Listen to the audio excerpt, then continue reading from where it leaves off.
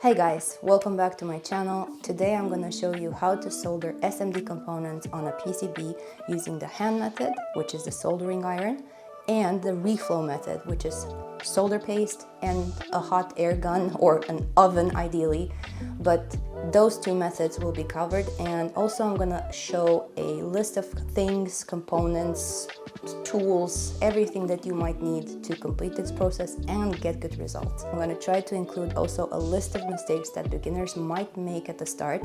Don't worry about them. I'm going to go through them one by one and try to show you solutions or tips and tricks on how to fix them. So without further ado, let's get into the video and get going with the soldering. First things first, I wanted to present my workbench and how my layout is looking like. It's not a big table, but it has all the space that I require and everything fits. I like it. It's a sturdy bench and it fits all of my tools. Okay, first thing we're gonna need is a soldering station, and I'm using the one that I've worked with in production for almost 5 years. It's the Weller WE1010. This is a really good soldering station for beginners. The next thing you're gonna need is something to clean the soldering tip with, and you either go for brass wool, like you see here, or a damp sponge. Both of them work really well. Next thing you're gonna need is soldering tips. The ones I am recommending for beginners are the beveled ones. They look like the ones in the image right here, and I'm gonna show you later why I prefer these to begin with. You will also need soldering tin. I prefer the lead-free one in different sizes so I can switch between the types of soldering that I do. Moving on to solder paste. This one is also lead-free and it works just fine as the one with lead. Next thing you're going to be needing is flux paste. I choose this one. Next item on the list is isopropyl alcohol 99%, so we can wash the flux off the components. Next item is not a must, but it's very useful to have around, and that is an alcohol dispenser, so you can dip your Q-tips in while you're cleaning. But if you want to save some money, just use the cap of the alcohol bottle and it works just fine. Next thing you're gonna need is something to stabilize the board on. And why I'm recommending this one is because it clicks the board into place and it's heavy, meaning that your board is not gonna go anywhere while you solder, clean, anything in between. And as you can see, when I'm picking up the PCB, it's not going anywhere. It's solid. Of course, we're gonna need tweezers, and to be more specific, precision tweezers, so we can pick up those damn small rascals with. Meet Ben. Ben is a fume extractor. And this guy sucks, but in a good way. This guy is going to protect your lungs. And while you're soldering, this is a very important thing because all those fumes you do not want in your lungs. Another important thing to remember is that molten metal falls down and it hurts. Yeah, anyway. My fume extractor goes in the back of my microscope while I solder, so all the fumes are captured by Mighty Ben. Next item on the list is quality Q-tips. I can't stress this enough. This is gonna be one of your most used items while cleaning PCBs, and it's important that they don't leave that residue on the board, and I usually get mine from pharmacies. I think that's the best place. As an alternative, you can also use these safe-to-use cleaning cloths, a brush, scrubby brush. Dip the brush in the container or the cap and then put it on the PCB and scrubby with the cloth. Next item on the list for the reflow method is a hot air gun. God knows what the name of the brand is, but the most important thing is that it works. You can adjust the flow, the temperature. You can also set it down on the table after you're done with it, and it's very easy to use. Very important to have for mistakes is the soldering wick in different sizes, I would recommend. And now for the bread and butter of the whole show, it's the microscope. I recommend getting one of these. It's a very good microscope. This one from ANDOSTAR is a really good bargain because it gives you pretty damn good quality versus the money you're paying for. And having a microscope will also give you the opportunity to inspect your work right after you have soldered, so you can actually learn better. Next item on the list is practice boards. These kits come with all the components you need to practice with: board, instructions, different size components. These usually are pretty cheap, so it wouldn't be a problem buying one. And when it comes to safety, get yourself protective glasses and put your hair up. Trust me on that one. That about covers the list of items, and I think we're good to go. Turn on that magnificent soldering station to 380 degrees Celsius or around 700 Fahrenheit. And let's prep the soldering iron first with some tin, clean it, and then we're good to go. On the menu today, we got some resistors, we got some capacitors, some LEDs, some diodes, some chips, this thing. We also got chips and bigger chips and even bigger chips that barely fit in the microscope. I'm not going to overwhelm you with the names of the components. I'm just going to focus on explaining the technique so you can learn the basics. The first step you need to do is take your soldering iron, place it on the soldering pad, let it warm up a little bit, and add some soldering tin. Pick up your component with your tweezers and put it on both soldering pads. Try to center it as well as possible, and now when you're coming with your soldering iron, warm up that pad again and make sure the iron is touching the pad and the component at the same time. When you got the component where you want it to be, remove the soldering iron and then the tweezers. Let it cool for a bit, then you can switch the board in a comfortable position for the next step, which is the soldering of the other pad. Same steps as before, put the iron on the soldering pad and the component at the same time and then feed it tin. Now, if you're not satisfied with the amount of tin, you can always warm it up again and place a little bit more. Just be careful not to overdo it. Now you can wash your component with some alcohol, and then you're going to discover how beautiful and shiny it is underneath there. Now take the component and put it in a position that you can observe it from a 3D point of view and check if the component is flat on the PCB, there's no bumps and lumps in the soldering joints, and also doesn't overflow over the component. And we got ourselves a winner here. A common mistake with beginners is that they overheat the tin. When that happens, the tin loses its properties. Basically, it doesn't behave like it should. So when you go ahead and remove your iron, this happens. The component flips. To fix it, you just simply warm up the soldering joint again, and using your tweezers, you guide the component back into place. Make sure the component is flat to the board by holding one corner, releasing the soldering iron first, and then the tweezers. Another mistake is the flux blob. You don't need that much flux to solder a component. Simply put a little bit, and if you need more, you'll add more. Moving on to a smaller component, we are applying the same principles. Warm up the pad, feed in some solder, and take off the iron. Before setting the component on the pad, warm it up first. Then introduce the component with the tweezers to the soldering iron and the molted tin, and then hold it in place. Remove the soldering iron first and then the tweezers. Continue by soldering the other side of the component exactly the same as we did before. Warm up the pad and the component, introduce tin, remove the iron, and also if you feel like adding more tin to the component, by all means do that. Again, be careful not to overdo it.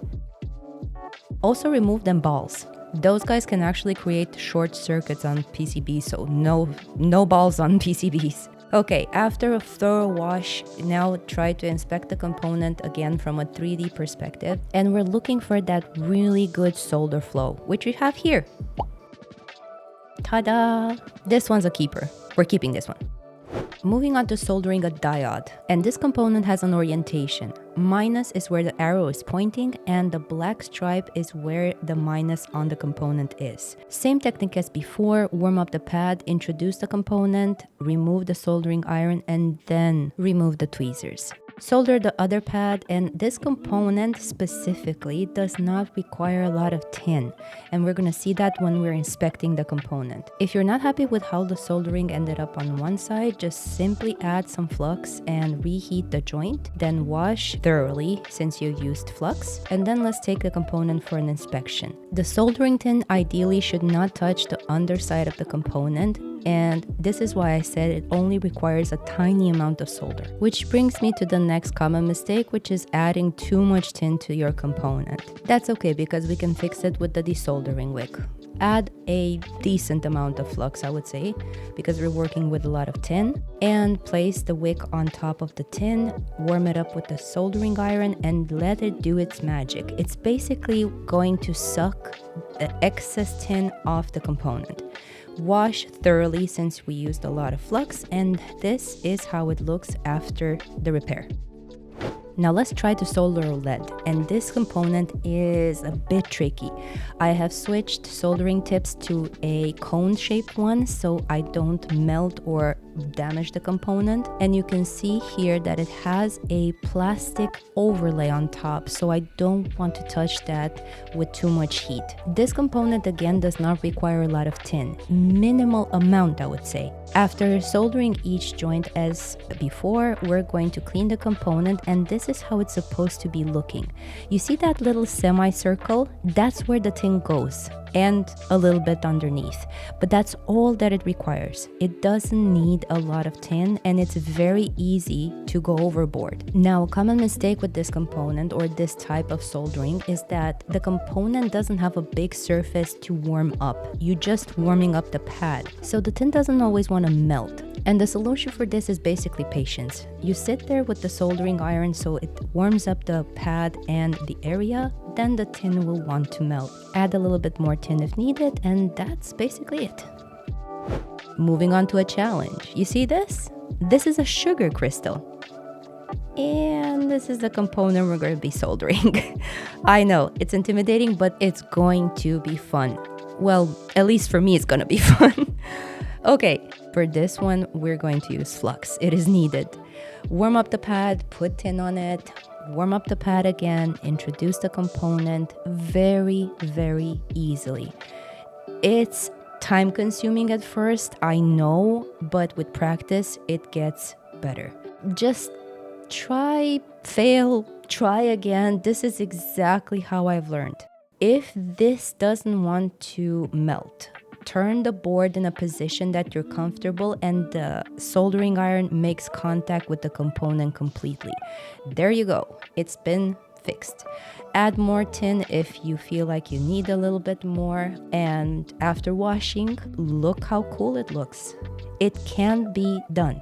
So basically, you only need practice. This is how I got to solder these components. Practice, practice, practice. And this one is a keeper as well. Excuse me a little bit while I pat myself on the back for doing a great job. Now we're gonna move to a three-legged component, which is called an SOT, but I just like to call it SALT because it's funny, okay? Okay. We're applying the same principles as before, only this time we can stabilize the component from above because it has a hard surface. Go ahead and solder the next foot. You can choose yourself which foot you start with. It's not a rule. I just happen to start with the upper one. And solder each individual foot. Again, not a lot of tin. We don't need a lot of tin for these types of components. After using flux, of course, we're gonna thoroughly wash the component on the sides and also on top this time because it might get on there too. And upon inspection, it is a tad too much tin for my taste, but it's okay. Moving on to the spider looking thingy. So melt the spaghetti on top of the pad, warm up the pad, put the component on top. Don't be afraid to stabilize the component with your fingers this time because we have a lot of surface to work with. Absolutely add flux to each individual side, but first start with the side you're soldering on. And after soldering the first foot, we're gonna go on the complete opposite in a diagonal and solder the foot in the opposite direction, ensuring that the component doesn't run away while you are soldering the rest of the feet. So place your iron on the soldering pad and the foot at the same time while feeding it a tad of solder. Again, not too much solder. Warm up the feet if needed. You're still using the same flux that is on the board. No need to add more. And after a thorough wash again on top of the component as well, let's take it for an examination and see that it is perfect. This is what we're looking for when we're soldering by hand. A little bit of tin, enough to make contact between the feet and the pad, and smooth solder joints. A common mistake that happens here is that, again, people use too much solder and it can blob up and it can connect 2 feet, and that's called a short circuit. So in order to remove the blob, apply a generous amount of flux, pre-warm the joint first, apply the desoldering wick, add the soldering iron, and just let it do its magic. The wick will get rid of any excess tin, and with the right practice, pressure, you're gonna learn how much to remove in order to just leave a perfectly soldered joint without re-adding tin. Wash, inspect, 'tis fixed. Moving to the component that looks like a cockroach. We are doing the exact same thing as we did on the previous component, and because we have such a big surface to work with, we are not afraid to use our fingers to stabilize the component into place. Again, apply flux, go on a diagonal, solder the opposite foot so the component is stable on the board, and then individually solder each foot exactly how we did it on the previous component. Now, here is where we have to wash incredibly thorough because there's a lot of flux coming from those legs, and upon inspection, it is perfection. Yeah, right, I know. Now we're gonna be soldering the Kraken. And with this guy, we're gonna be using a method called the tack and drag method because to solder each individual foot, it's gonna take forever. When you position the component, make sure that each individual foot is in the correct position and then go ahead and solder the first foot. Now go in a diagonal and solder the other foot so the component is stable on the board. For this method, we're gonna need a bigger soldering tip. So go ahead, change to a bigger soldering tip because the method is based on dragging the soldering iron across all of the feet at the same time, more or less, and feeding solder to each individual foot and using the flux on the board to make the solder smooth. Now, this is a very fast method for this type of component. It is also guaranteed good results if you're doing it correctly, of course, and it does require a lot of washing. This is good soldering. This is fast, and I absolutely love this method. Now I'm gonna show you the reflow method. And for this, we're gonna need the soldering paste, flux, components of course, and the hot air gun. Also, prep your board. Wash it before with alcohol because we need that tin to stick to the soldering pads. We're gonna try to recreate the effect of a stencil, and guaranteed you're not gonna do that with these syringe tips. So what I recommend is that you use the tip of your tweezers to apply the right amount in the right position. As you can see here, I am being much more precise with tweezers than with that big blobby syringe thing. Here is just me testing out the quality of the tin. This is not part of the process, but as a funny curiosity test, let's see if the tin is good enough melted twice. Here I'm just simply putting the components on the pads. With the unsoldered pads, I'm trying to be a little bit more precise so I don't have to go over it again and fix it. Now turn up the heat. You do not want to go over 250 degrees Celsius, or I think it was 500 Fahrenheit. I'm not sure. And also don't blow the air directly into the component. More or less swirl it around them and the heat will do its job. And after washing, this is how it looks like. I am pretty okay with how it turned out given that it is a reflow method, so it's not gonna look as shiny as the hand soldering. You don't need more tin than this actually because this is how they look after reflow. When it comes to SOT, it's exactly the same principle. Minimal amount of solder paste because we're trying again to recreate the effect of a stencil, and the stencil doesn't deposit more than this on the board. Use your tweezers to position the component as pretty as possible. And a tip when starting with the hot air gun is don't set it to max airflow. Once you get the hang of it, you can pump it up, but for the start, so you don't blow the components away from the board, just leave it on low. It turned out great. Excuse the scratch on the board, it was just me being clumsy. And upon inspection, it looks good. Still a tad too much tin, but it's fine.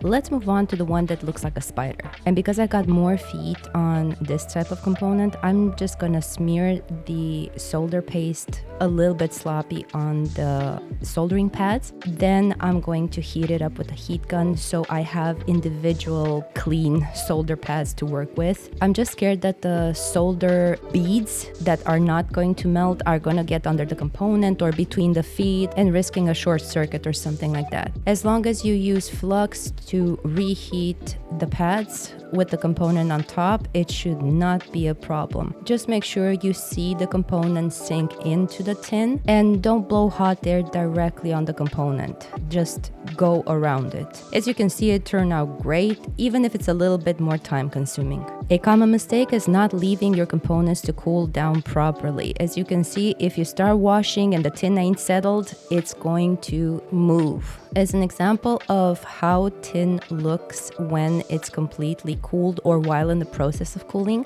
if you look up closely here, you can see it get a tad crispy. I don't know what word to use, but that's what it looks like to me. So when it's not completely shiny as it was before and it gets a little bit more dull, that's when you know you can wash your component. Here's another example. It's exactly the same. Get crispy and dull, basically. Then you can bring it back to life and make it shiny again. Thank you so much for watching. I hope you enjoyed this video. Give it a thumbs up if you like it. Give it a thumbs down if you didn't. And I hope this was useful. I hope you learned something from this video, and I think I covered all of the basics when it comes to soldering SMD components by hand or reflow/hot air gun method. I'm also gonna try to link down below everything that I've used so you guys can actually purchase it if you want to start practicing. You can also do your own research, of course. My tools that I use are not probably the best ones, but it's the ones that work for me and it's the ones that I'm used to, and yeah. Again, thank you so much for watching. I hope this was useful and see you in the next video. Bye bye.